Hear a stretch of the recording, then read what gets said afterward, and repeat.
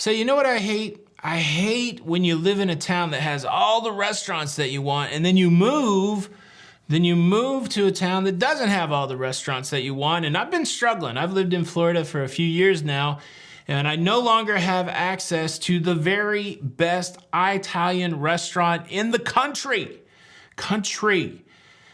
What is that? Fazoli's. Oh, you don't think Fazoli's is the best Italian restaurant in the country? 2 words for you. Free breadsticks. Free breadsticks. Come at me, bro. Look,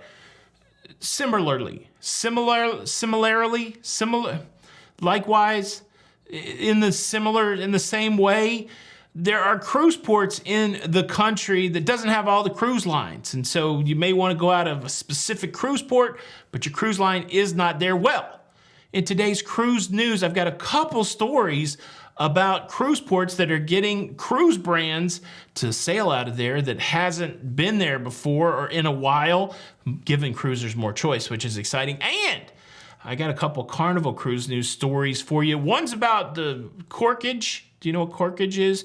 It's different than, never mind.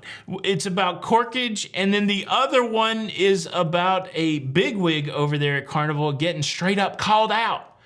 Some would say he got called disloyal. Yeah. Are you ready? Cruise news and my views. Let's talk about it.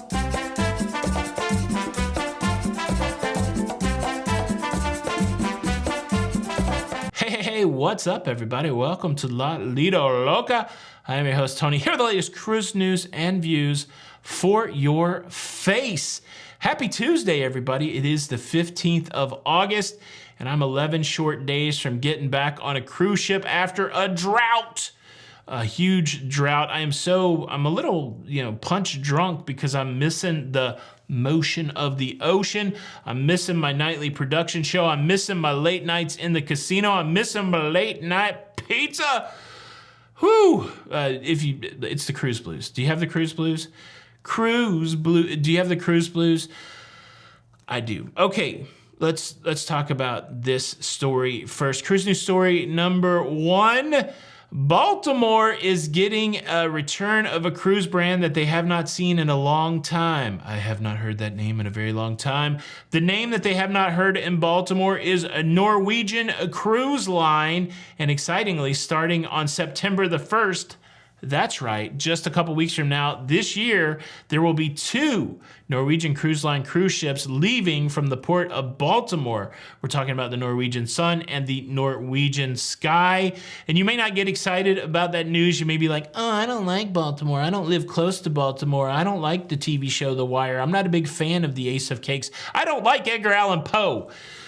Quoth the Raven, nevermore. Well, it's okay, because there's an even more popular city that's getting another cruise brand. I'm talking about Port Canaveral. The leadership over there at Port Canaveral have revealed that they have been courting celebrity cruise lines to slide into their berths for quite a while. And well, it's finally becoming a reality. Announcement out this morning that Celebrity Cruise Line will offer sailings from Port Canaveral starting in 2024. Now, before you get too excited about it, it's late in 2024. We're talking December the 3rd, 2024, when the Celebrity Equinox will be making sailings, around 20 sailings, all the way into 2025. How exciting. Another cruise line. How many are you thinking it is down in Port Canaveral? 7 cruise brand options sailing out of Port Canaveral. Quick aside, is it Celebrity Equinox or Celebrity Equinox? I have a car that I've had for well over 10 years called the the Chevy Equinox, but then I've heard some people say Celebrity Equinox. Potato, you say potato, I say you're a fool. What do you think? Are you excited about this news of Celebrity Cruise Line sailing out of Port Canaveral? Does this make you all, I don't know, are you excited about it? Leave a comment below. All right, let's talk about a couple Carnival cruise news stories, but before I get there, let me quickly invite you to subscribe. Do you like staying up to date with everything that's going on in, oh, here we go. Cruising, Three Stooges, cruising. Well, if you do, join me, the resident madman, in this adventure. Stay up to date with everything going on in cruising by subscribing. You hit subscribe, you hit the notification bell. It costs you $0. You do that, and then YouTube's gonna send you a notification out every time that this show comes on. I try to post between 12:15. 12:15 is the target, but sometimes I forget to turn on the microphone. This is my second attempt. I forget to turn on the microphone, or it was on, it just didn't work. It doesn't matter. 12:15 is the goal. I think I might still make it. Yeah, I might still make it. Yeah, 12:15 every day. If you're subscribed, YouTube will send you like a notification, and you can get the ball. You can get the ball rolling. Subscribe, notification bell. Thank you in advance. All right, here we go. Carnival bigwig gets called out by a guest for being disloyal. Not disloyal only to Carnival Cruise Line, but also disloyal maybe to the whole cruise industry. Here's how it went down in Funky Town. Brand ambassador John Heald. He's a megastar when it comes to Carnival circles. He's got, I think, well over 500,000 followers. People know who he is. He's very famous amongst Carnival cruisers and other people in the cruise business. Well, he took himself a little vacay. He's from the UK. He took himself a little holiday. He had about 2 weeks off. And well, are you ready for this? During that 2-week time period, he did not take a cruise vacation. I feel bad. I meant to say you should sit down before I tell you this, because I'm sure when I said that, some people probably fell right over out of the shock of such a scenario. I remember when I heard this, I was so shocked that I immediately got on the phone with Jenny B and had, well, let me share her reaction with you. Hold on a second. What does this say? That John Heald did not go on a cruise vacation for his vacation? Hold on, let me call Jenny.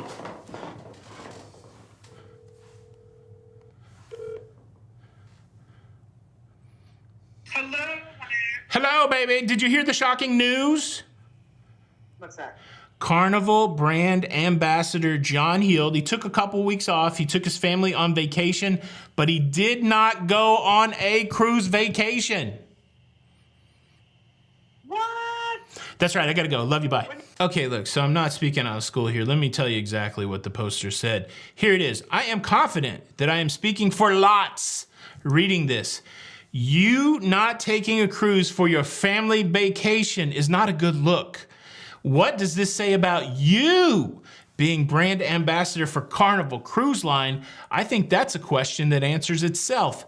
Shame on you, John Heald. I read comments all day long. I have to do the voices in my head, or I just can't get through all the comments. But man, dispersion has been cast. Dispersion has been cast, and well, let me tell you what I think about this. I think this comment is ludicrous.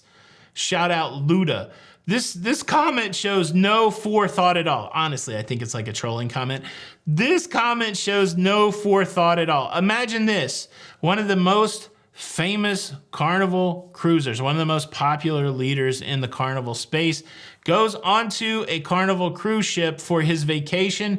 Do you know what his experience would be like? He would be constantly bombarded by people that want to get pictures, bombarded by people that want to tell them about their cruise experience, bombarded all the time while he's just trying to take a family vacation. You know what that is for him? That's work. That isn't a vacation. And so it makes 1,000% sense that he would do something other than go on a cruise. I guess maybe he could have went on a cruise on another cruise line, but could you imagine the outrage at that? Oh, we saw John Heald shaking his booty on Holland America. I don't know if he would be on, I don't know if he's old enough for Holland America. I'm just kidding, I love Holland America. We saw John Heald on Virgin Voyages at the he's got a family, he wouldn't be on Virgin. Where else could John Heald go other than a land-based vacation to escape the work of cruising? But look, I could be way off in left field on this one, and that would be really uncomfortable because in Little League Baseball, I played catcher, first base, and right field. I must have been getting progressively worse if eventually they stuck me in right field. I'm still emotionally scarred from that. Go Reds. What do you think? Is John out of line? Is he disloyal? Leave a comment below. And now let's talk about corkage. Do you know the term corkage? Let me explain it to you quickly. Corkage is a term they use in the restaurant business to describe a fee that they're going to charge you if you bring outside wine into the restaurant. Say you have your favorite year of Mad Dog 2020, you want to bring it from the house, you want to put it on the table. Say you're going to have it with your prime rib and then the leftover order from Fazoli's that you brought with you onto the cruise ship. If you bring that bottle of Mad Dog 2020 into the main dining room and you ask the servers there to crack it open, then they will hit you with a corkage fee. Now, simply the reason that this happens is because you bringing your own wine to the main dining room costs them money. Essentially, they'd like to sell you a bottle of wine. Therefore, they want to recoup some of that money back, and so they're going to charge you a fee. This is not abnormal on cruise ships. This is not exclusive to Carnival. This has been happening since I have been cruising. Every cruise line has a corkage fee that I know of that's laid out in their rules and regulations there somewhere. I know we don't all get deep and read them all, but it's not abnormal. And the corkage fee on Carnival, $15. And what I just explained to you is exactly the same thing that John Heald explained to the person who was complaining on his page, but he does make an argument that I don't necessarily love. He basically says, look, we do it, this is why we do it, but they also do it on land. You wouldn't be shocked on land. And look, I really don't like the argument of, hey, we do it on land, therefore we should do it on a cruise ship, because cruising is so much different than most everything on land. Like the framework's there, you know, you got restaurants, you got rooms, you got activities, all the framework is there, but when it is all congealed into one thing that we call cruising, it certainly is different than land experiences. And so I think the cruise industry would serve itself better by just saying, we do this on cruise ships. This is the standard for cruise ships, and this is why we do it. Forget what they do on land. Case in point, restaurants on land will charge you if you get multiple entrees. Cruise lines don't charge you if you get multiple entrees.